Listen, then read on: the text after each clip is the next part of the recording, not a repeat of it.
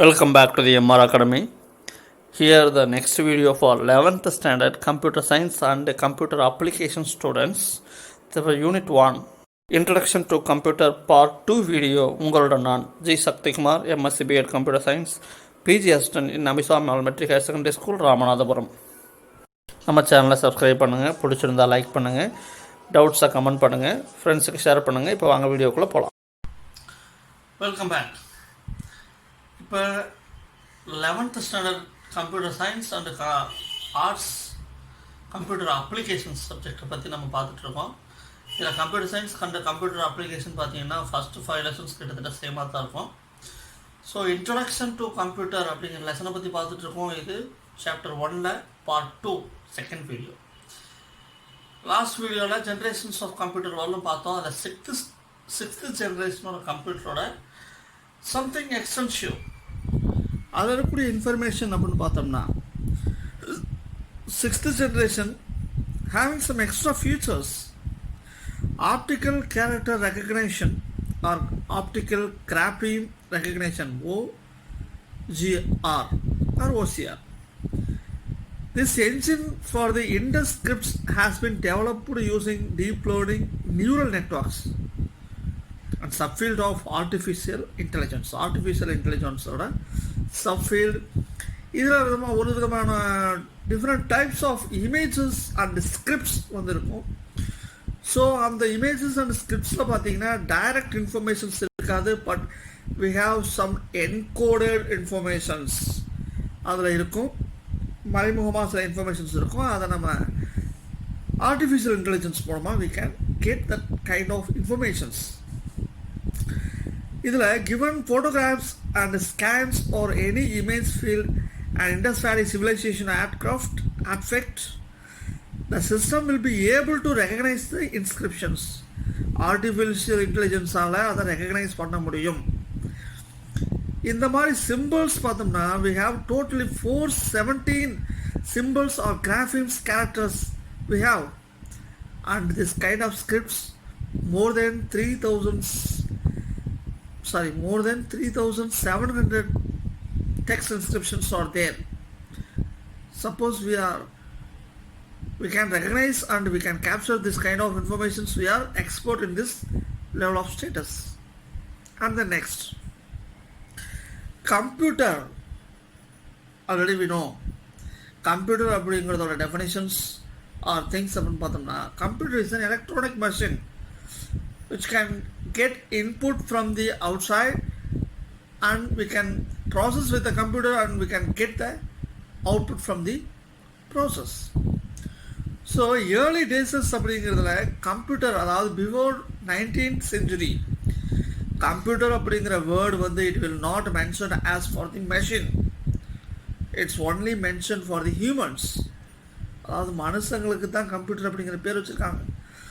ஏன் இப்படி வச்சுருக்காங்க அப்படின்னா, யார் calculations kind of things work பண்ணுறாங்களோ அவங்களுக்கு தான் கம்ப்யூட்டர் அப்படிங்கிற பேர் வச்சுருக்காங்க. Computer will comes from the compute world. Computer அப்படிங்கிறது கேல்குலேட் அப்படிங்கிற மீனிங். ஸோ யார் கம்ப்யூட் அப்படிங்கிற வேலையை செய்கிறாங்களோ ஹூ இஸ் கால்டு கம்ப்யூட்டர். அதுக்கப்புறம் for that kind of purpose we are creating machines. அந்த கேஸில் calculationsக்காக நம்ம கிரியேட் பண்ண மெஷின்ஸை தான் we are called computers for the machines later level. So கம்ப்யூட்டரோட டெஃபினிஷன் பார்த்தோம்னா is an electronic device that accepts data as input, process it, produce output like this kind. இன்புட்டை வாங்கி process பண்ணி அவுட்புட்டை கொடுக்கும். So next, data and information. Computer பொறுத்தவரை the data, it's a very very compact word. நம்ம எங்கே வேணாலும் data அப்படிங்கிற வார்த்தையை நம்ம கண்டிப்பாக கேட்போம் கம்ப்யூட்டர் பேஸ் பண்ணி இருக்கும்போது. அப்போ வாட் இஸ் கால்டு டேட்டா அப்படின்னா unprocessed collection of raw fact. எந்த விதமான ப்ராசஸும் பண்ணாத ஒரு சில ரா ஃபேக்டை தான். இதில் எக்ஸாம்பிள் பார்த்துருக்கோம். 134 அப்படின்னா என்ன அப்படிங்கிறது நம்ம சொல்லலை. 16 it's one of the number. Kavitha these three are meaningful things. அதாவது வந்து 134 is a number, 16 is a number, Kavita is some of the name. It's unprocessed data and then informations அப்படின்னு பார்த்தோம்னா it will process between the data and give the meaningful informations. ரெண்டு டேட்டாவை கடையில் process பண்ணி it will create some meaning. அதைத்தான் வந்து information சொல்கிறோம். இப்போ மேலே இருக்கக்கூடிய சிஸ்டீனையும் கவிதாவை ஆட் பண்ணி Kavitha is one of the name, 16 is one of the number, and here we are giving example for information. Kavita age is 16, Kavita's age is 16. So here we are connecting, we are giving some relationship between the data. We will create some meaningful information, that is called informations. Okay, then we are goes for the component of the computers, components of the computers. It's very important thing, components of computer. Here computer, combinations of computer அப்படிங்கிறது ஹார்ட்வேரையும் சாஃப்ட்வேரையும் சேர்த்து வச்சுருக்கக்கூடிய one of the technology அப்படின்னு சொல்லலாம்.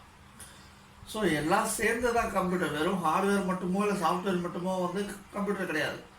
இதில் பார்த்தீங்கன்னா monitor, keyboard, CPU, mouse and உள்ள பார்த்தோம்னா hard disk and RAM, ROM, like that we have a different hardware, some softwares are அப்புறம் operating system is one of the software. So these are all the collection of hardware, some softwares on computer. So இதில் components நம்ம பிரிக்கும் போது பார்த்தோம் அப்படின்னா those things will use for IPO technique, input process output.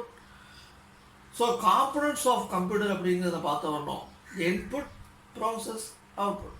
அப்போ இன்புட்டை we are giving from the outside, that means it may be keyboard or mouse like that, we are giving to the CPU. CPU means central processing unit. அதில் பார்த்தோம்னா that diagram will shows the components of the computers. First of all, control unit, ALU, internal memory and main memory and secondary memory. And the flow பாருங்க, control unit will connect with the all the one. அப்போ அந்த கம்ப்யூட்டரோட director அப்படின்னு பார்த்தோம்னா control unit. Whenever whatever works will do from the computer, it will be directed by the control unit. அந்த control யூனிட்டோட டைரக்ஷனில் தான் எல்லா பார்ட்டும் வேலை செய்யும். So inside of the CPU we have a different units, ALU, internal memory and main memory, after that secondary memory. Input we are giving to the CPU, the CPU will process with the help of these kind of units and then transfer the output to the output device. Okay, and we will see the individual ones. First of all, input unit. Input unit அப்படிங்கிறது, what is the purpose of input unit? Input, we are feed some information to the computer from the outside using some of the devices. Keyboard பார்த்தோம்னா we are using the keyboard, we are type some of the text or character like that, we are giving some input from the device. So we are using keyboard, mouse, these are the input device, ரெண்டுமே input use பண்ணுறோம். அடுத்து சிபியூன்னு சொல்லக்கூடிய central processing unit. Central processing, it's a brain of the computers, just like that. எல்லாமே இந்த சிபியூவில் தான் வந்து processing அப்படிங்கிற வேலை எல்லாமே நடக்கும். அப்போ CPU has the 3 major components அப்படின்னு பார்த்தோம்னா, first one ALU, control unit, output unit. So ALU unit, first of all இந்த ALU அப்படிங்கிறதோட எக்ஸ்பான்ஷன் அப்படின்னு பார்த்தோம்னா,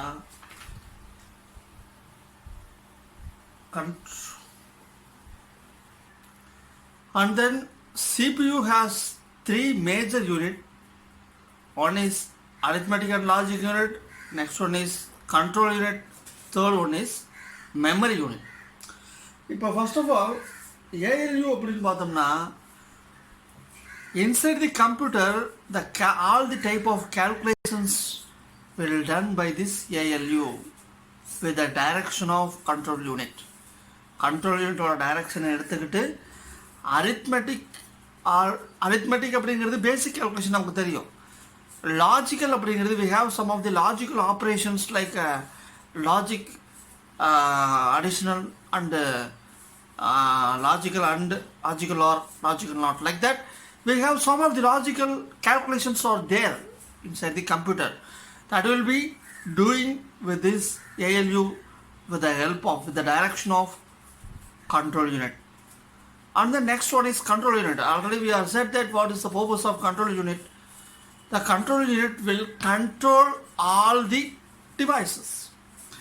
ஒரு டேட்டா எங்கே இருந்து எங்கே போகணும் அப்படிங்கிறதுல இருந்து இந்த ப்ராசஸை பண்ணுன்னு டைரக்ஷன் பண்ணுற வரையிலும் டேட்டாவை ஸ்டோர் பண்ணு, இந்த டேட்டாவை இங்கே அனுப்பு. So this kind of informations will done by the control unit just like a director. எல்லா டைரக்ஷனையும் கண்ட்ரோல் யூனிட் தான் கொடுக்கும். அதுபடி மற்ற டிவைசஸ் ஆக்ட் பண்ணும். After that, memory unit அப்படிங்கிறது பார்த்தோம்னா it will store some of the information. We have memory unit அப்படிங்கிறத பொறுத்தவரைக்கும் ஃபர்தராக நம்ம பார்ப்போம். For the purpose of storing the data, அதான் மெமரி யூனிட்டோட பர்பஸ். அடுத்த அவுட்புட் யூனிட், அதாவது இந்த காம்பனன்ட்ஸ் ஆஃப் கம்ப்யூட்டரை பொறுத்தவரை அடுத்த அவுட்புட் யூனிட்னு பார்த்தோம்னா it will display the output or giving output using output devices. அது என்ன மாதிரி டிவைஸ் இருக்கோ அதுக்கு தகுந்த மாதிரி அவுட்புட் நமக்கு காணும். So next we are going to next topic, memory unit. Memory unit அப்படிங்கிறத பொறுத்தவரை we have two memory units is there. ஒன்று main memory, another one is secondary memory. Main memory அப்படிங்கிறது நம்ம டைரெக்டாக சொல்லலாம், ரேமை சொல்லலாம். When the process is going on, currently going on the status, the data are directly stored to the main memory for the purpose of temporary usage. டெம்பரரியாக access பண்ணுறதுக்கு, ப்ராசஸை complete பண்ணுறதுக்கு, டேட்டாவை ஸ்டோர் பண்ணுறதுக்கு மெயின் மெமரி அப்படிங்கிறது usage கண்டிப்பாக தேவை. அந்த மெயின் மெமரி அப்படிங்கிறது என்ன பர்பஸுக்காகனா சிஸ்டத்தோட ப்ராசஸிங், டெம்பரரி ஸ்டோரேஜ், அங்கே தேவையான நேரத்தில் கொண்டு வச்சுக்கலாம், டக்குன்னு எடுத்துக்கலாம். ஸோ இந்த மாதிரி ப்ராசஸுக்காக that system will grow up the speed, அதுக்காக மெயின் மெமரியை வந்து யூஸ் பண்ணுறோம். சப்போஸ் அதில் இருக்கக்கூடிய கண்டென்ட் வந்து பார்த்தீங்கன்னா அது ஒர்க் ஆகிற தான் இருக்கும். சப்போஸ் சிஸ்டம் ஷட் டவுன் ஆச்சுனாவோ ஆஃப் ஆச்சுனாவோ அதில் இருக்கக்கூடிய கண்டென்ட் இருக்காது, எரேஸ் ஆகிப்படும். But secondary memory it's a main memory அப்படிங்கிறது volatile மெமரி அப்படின்னு சொல்லலாம், அண்ட் எரேசபிள் மெமரின்னு சொல்லலாம், ரேமை தான் அப்படிலாம் சொல்லுவோம். செகண்டரி மெமரி அப்படிங்கிறது it's a non volatile and non erasable permanent storages. Main memory temporary ஸ்டோரேஜ்னு சொல்லலாம், செகண்டரியாக பெர்மனன்ட் ஸ்டோரேஜ்னு சொல்லலாம். Like hard disk and other devices like a pen drive, like a CD, like that. And then going to next topic, input devices. We have a lot of input devices are there. First one is keyboard. Keyboard is having different types: multimedia keyboard, standard keyboard, அதிலே பார்த்தீங்கன்னா wired keyboard, wireless keyboard, இந்த மாதிரிலாம் இருக்குது. இதில் இருக்கக்கூடிய keys பார்த்தோம்னா quality type, அதாவது WERT அப்படிங்கிற டைப்பில் இருக்கும். கைஸ், அதாவது கிராஃபிக்கல் யூசர் இன்டர்ஃபேஸ் கீஸ் எல்லாம் இதில் உண்டு. டைப்ரைட்டருக்கு யூஸ் பண்ணக்கூடிய பழைய கீவேர்ட்ஸ். இதில் இண்டிவிஜுவல் கீஸ் அப்படின்னு பார்த்தோம்னா letters, numbers and special characters are collectively known as character கீஸ்ன்னு சொல்லலாம். நம்பர்ஸ், லெட்டர்ஸ் இதெல்லாம் ஸ்பெஷல் கேரக்டர், எல்லாம் கேரக்டர்ஸ் கீஸ்ன்னு சொல்லலாம். அண்ட் தென் ஃபங்க்ஷனல் கீஸ் இருக்குது. நம்பர்ஸ் ஃபங்க்ஷனல் கீஸ் இருக்குது, அதாவது navigation keys, numeric keys, enter keys, editing keys and function keys. இது எல்லாமே கீபேட் அண்ட் லாக் கீஸ், இதெல்லாம் வந்து கீபோர்டில் இருக்கக்கூடிய கீஸ். அண்ட் மவுஸ்லேயும் பார்த்தீங்கன்னா ஒயர்டு அண்ட் வயர்லெஸ் மவுஸ் ரெண்டுமே இருக்குது. மவுஸை பொறுத்தவரை என்னென்ன ஆக்ஷன் அப்படின்னு பார்த்தோம்னா mouse move option, single click, double click, right click, drag and drop இதெல்லாம் மவுஸோட ஆக்ஷன்ஸ். ஸோ நெக்ஸ்ட் மவுஸை பொறுத்தவரை we have 3 types. One is mechanical mouse. இது வந்து டெலிஃபங்கன் அப்படிங்கிற ஜெர்மனி கம்பெனி வந்து ரிலீஸ் பண்ணாங்க. 2/10/1968 ரிலீஸ் ஆச்சு. அதாவது இந்த மவுஸில் கீழே அந்த இதில் பார்த்தீங்கன்னா ஒரு பால் மாதிரி தெரியுது இல்லையா, இந்த பாலோட ரொட்டேஷனில் தான் இந்த மவுஸ் அப்படிங்கிறது அதோட கர்சர் அப்படிங்கிறது மூவ் ஆகும். ஸோ நெக்ஸ்ட் அந்த ரோல் அதோட எக்ஸ் ஆக்சஸ் ஒய் ஆக்சஸை பேஸ் பண்ணி அதோட மெஷர்மெண்ட் வந்து கால்குலேட் ஆகி உனக்கு மூவ் ஆகும். நெக்ஸ்ட் ஒன்று ஆப்டிக்கல் மவுஸ். ஆப்டிக்கல் மவுஸ் அப்படிங்கிறத பார்த்தீங்கன்னா 1988 Richard Lyon and Steve Kirsch ரெண்டு பேரும் இன்வென்ட் பண்ணாங்க. Different versions of optical mouses இருக்குது. இதில் வந்து motion and acceleration of points இதை பேஸ் பண்ணி ஒர்க் ஆகும். இதில் வந்து பால் கிடையாது, சும்மா ஒரு லைட் சோர்ஸ், ஒரு லைட் மாதிரி இருக்கும். இதில் 3 பட்டன்ஸ் மவுஸ் இருக்குது, 2 பட்டன்ஸ் மவுஸும் இருக்குது. சென்சிட்டிவ், கொஞ்சம் சென்சிட்டிவாக இருக்கும் ஒரு சில சர்ஃபேஸஸில். கரெக்டான சர்ஃபேஸ் வந்து இருக்கணும். Next one is laser mouse. இது பார்த்தோம்னா லேசர் லைட் வந்து இருக்கும். இதோட ஆக்சலரேஷன் பாயிண்டர் வந்து தான் யூஸ் பண்ணுறோம். இது வந்து ஹைலி சென்சிட்டிவ் அப்படிலாம் கிடையாது. ஏபிள் டு ஒர்க் ஹார்ட் சர்ஃபேஸஸ்லையும் வந்து இந்த லேசர் மவுஸை ஒர்க் பண்ண வைக்க முடியும். அடுத்தது ஸ்கேனர் அப்படிங்கிறது ஃபிசிக்கல் டேட்டாவை சிஸ்டமில் வந்து கொண்டுட்டு போகிறதுக்கு ஸ்கேனர் வந்து யூஸ் பண்ணலாம். அதாவது scanner it will capture like a image. இப்போ என்ன பண்ணணும்னா works like a xerox machine மாதிரி ஒர்க் ஆகும். Converts any type of printed or written information including photographics into digital format. அதாவது சிஸ்டம்க்கு கொண்டுட்டு போகிறதுக்காக இந்த ஸ்கேனரை வந்து யூஸ் பண்ணலாம், இந்த மாதிரி இன்ஃபர்மேஷனையும். Next finger print scanner. இது பார்த்தீங்கன்னா ஃபிங்கர் பிரிண்ட்டுக்காக அதை இப்போல்லாம் வரக்கூடிய எக்ஸாம்ஸ்க்கெல்லாம் பார்த்தீங்கன்னா அவங்களோட இண்டிவிஜுவாலிட்டி, ஆதார் கார்டோட ரெஜிஸ்ட்ரேஷன் இதுக்கெல்லாம் பார்த்தீங்கன்னா அவங்களோட இண்டிவிஜுவாலிட்டிக்காக தம் பிரிண்டிங் வந்து அந்த தம் இதை வந்து எடுக்கிறாங்க ஃபிங்கர் பிரிண்ட் ஸ்கேனில். அதாவது ஃபிங்கர் பிரிண்ட் வந்து கரெக்டாக ஸ்கேன் பண்ணி அந்த டேட்டாவை ஸ்டோர் பண்ணுறதுக்கு வந்து ஆதார் கார்டு கேப்சரிங் எல்லாம் யூஸ் பண்ணுறாங்க. இப்போ வரக்கூடிய ஆன்லைன் எக்ஸாம்ஸுக்கெல்லாம் இதை வந்து அவங்களோட ஐடென்டிட்டியை கன்ஃபார்ம் பண்ணுறதுக்காக யூஸ் பண்ணுறாங்க. So next retina scanner. அதாவது அடுத்த ட்ராக் பால் அப்படிங்கிறது பார்த்தீங்கன்னா it's similar to the up side and down side. இது வந்து பார்த்தீங்கன்னா பால் மாதிரி மூவ் ஆகக்கூடியது மாதிரி வச்சு இன்புட்டை வந்து ஸ்க்ரீனுக்குள்ளே நேவிகேட் பண்ணலாம். அடுத்து ரெட்டினா ஸ்கேனர் அப்படிங்கிறது அதாவது கண்ணோட ரெட்டினா வந்து ஸ்கேன் பண்ணி அதை வந்து இன்ஃபர்மேஷனாக கன்வெர்ட் பண்ணுறதுக்கு யூஸ் பண்ணுறோம். லைட் பென்னை யூஸ் பண்ணி அந்த ஸ்க்ரீனில் இருக்கக்கூடிய இன்ஃபர்மேஷனை மார்க் பண்ணுறதுக்கு லைட் பென் அப்படிங்கிறது யூஸ் ஆகும். அதே மாதிரி ஸ்க்ரீனில் இதை வச்சு யூஸ் பண்ணி ட்ராயிங் பண்ணலாம், ரைட் பண்ணலாம், லைக் தட் அந்த மாதிரி பர்பஸுக்கு யூஸ் ஆகுது. அடுத்து ஆப்டிக்கல் கேரக்டர் ரீடர். இது பார்த்தீங்கன்னா இந்த இருக்கக்கூடிய ஆப்டிக்கல் இன்ஃபர்மேஷன்ஸை வந்து பிரிண்டட் இன்ஃபர்மேஷன்ஸை ஸ்கேன் பண்ணுறதுக்கு ஓசிஆர் அப்படின்னு சொல்லுவோம், ஸ்கேன் பண்ணுறதுக்கு யூஸ் ஆகும். இது டிபார்ட்மெண்ட் ஸ்டோர் அந்த மாதிரி இடத்துலலாம் யூஸ் பண்ணுவாங்க. அடுத்து பார்கோட் ரீடர் அப்படிங்கிறத பார்த்தோம் அப்படின்னா இதுவும் பார்த்தீங்கன்னா ஒரு சில அந்த எக்ஸாம்ஸ் நம்ம 10th மார்க் ஷீட்லாம் பார்த்தீங்கன்னா மேலே வந்து கோட் மாதிரி வரும். 10th 12th மார்க் ஷீட்லாம் அதெல்லாம் இன்ஃபர்மேஷன்ஸ் ஸ்கேன் பண்ணுறதுக்கு. அதே மாதிரி 10th அந்த ஆன்சர் ஷீட்லேயும் இங்கே பார்த்தீங்கன்னா இந்த மாதிரி இதெல்லாம் வரும். ஸோ அதெல்லாம் வந்து ஸ்கேன் பண்ணுறதுக்கு யூஸ் ஆகுது. அடுத்து வாய்ஸ் இன்புட், மைக்கை வந்து யூஸ் பண்ணலாம். இன்புட்டையே வந்து நம்ம இன்ஃபர்மேஷனாக வாய்ஸே இன்ஃபர்மேஷனாக கொடுக்கலாம். அடுத்து டிஜிட்டல் கேமரா பார்த்தீங்கன்னா ஆன்லைன் டைரெக்டாக அடுத்தவங்க பேசிக்கிறதுக்கு வெப் கேமரா அப்படின்னு சொல்லுவோம். அதுக்கெல்லாம் வந்து வீடியோவோட சேட் பண்ணுறதுக்கு யூஸ் ஆகுது.